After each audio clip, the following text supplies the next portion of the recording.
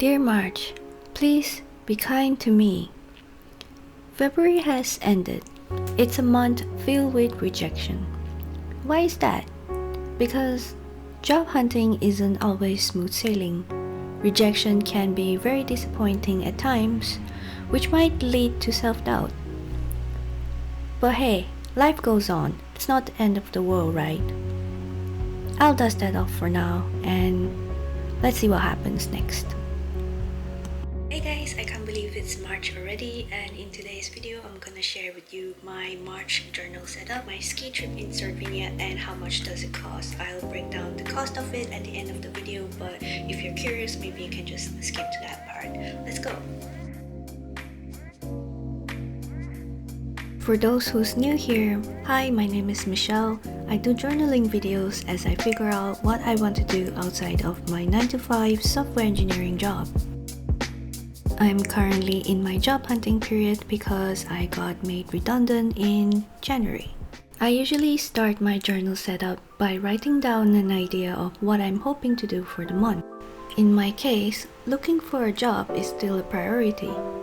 Then I would section out an area for my comic of the week. After that, I would also make some space for my gratitude section. The gratitude section builds up over the week. Whenever a nice thing happens, I would write it down. You might be surprised by how those nice little things in life go unnoticed. St. Patrick's Day is on March 14th, so I'm inspired to put a green theme on. Some shamrocks, green top hat, and cute green little stickers. Sometimes, I might go on Pinterest to look for inspiration. Other times, I might just be spontaneous and just randomly doodle around, like this.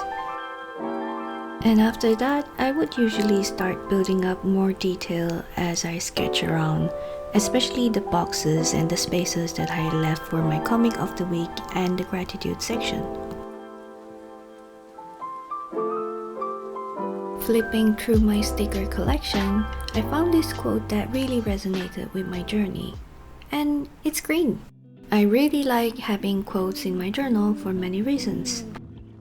It's a summary of what I'm going through. Sometimes it's very wise, motivating, other times it's thought-provoking. They all come from different places, through the books, online posts that I read, stickers, or sometimes even in conversations.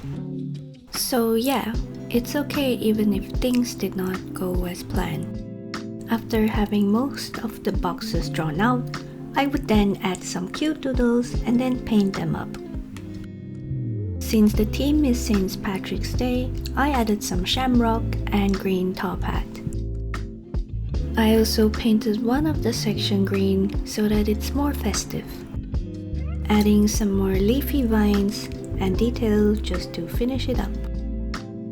I'm pretty happy with the way it is now because I like to leave plenty of empty spaces so that I can add more doodles or quotes as the week unfolds.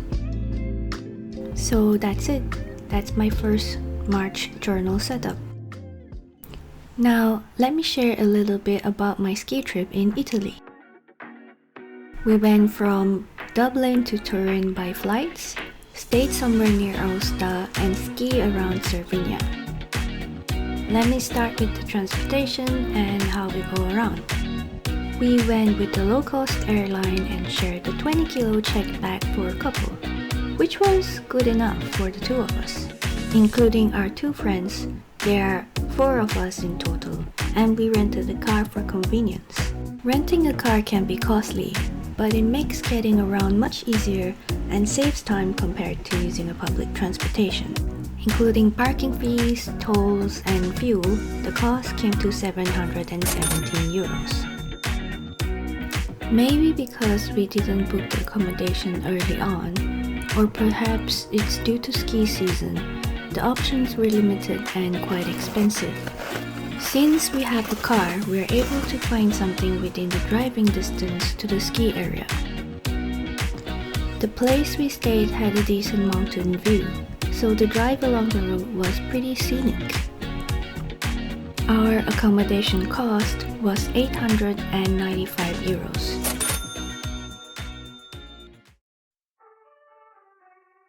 Let's talk about food. We don't eat out at restaurants very often, unless we're skiing, in which case we have lunch at the restaurants around the ski area, because that's easier. It's nice to enjoy a good meal with a beautiful mountain view, then gear up and get back into skiing again. On the days we're out sightseeing, we'll buy snacks. Otherwise, the place we stayed had a kitchen, so it's easier to cook and eat in. I found this cute little postcard with a lot of Italian food at the souvenir shop. I think gelato will be one of my favorite. Since we managed to reduce eating out, food cost around 400 euros. Lastly, skiing. Since my partner and I are not advanced skiers, we didn't hit the slopes every day. A few days are reserved for sightseeing instead.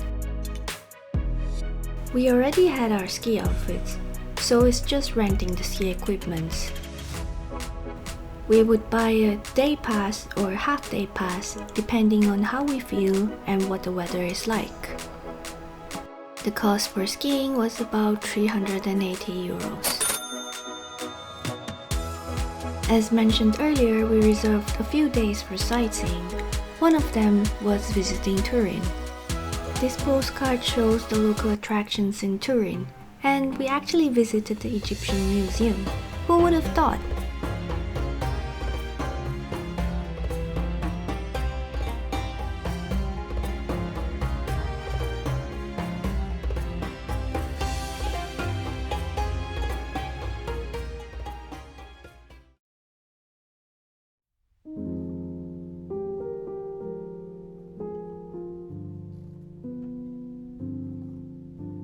That pretty much sums up my holiday. The expenses I shared are a rough estimate for a week, covering 2 people, with the car and accommodation costs split between the 2 of us and 2 other friends. I hope you find this useful for budgeting your ski trip. Now I'm going to share the cost breakdown for each category. The food costs 400 euro. The accommodation cost 895. The transportation cost 717. Finally, the ski rental and passes cost about 380, which totals up to 2,392 euros. Turin checked. Oh, one last thing before I forget. I meant to add this into my journal. I have a few interviews lined up for March, so I probably really need the Irish luck on my side. If you're watching here since the beginning, thank you so much for sticking until the end. If you like this video and find it helpful, please hit the like button and subscribe. Let me know in the comments below what you look forward to in March. Thank you so much for watching. See you next time.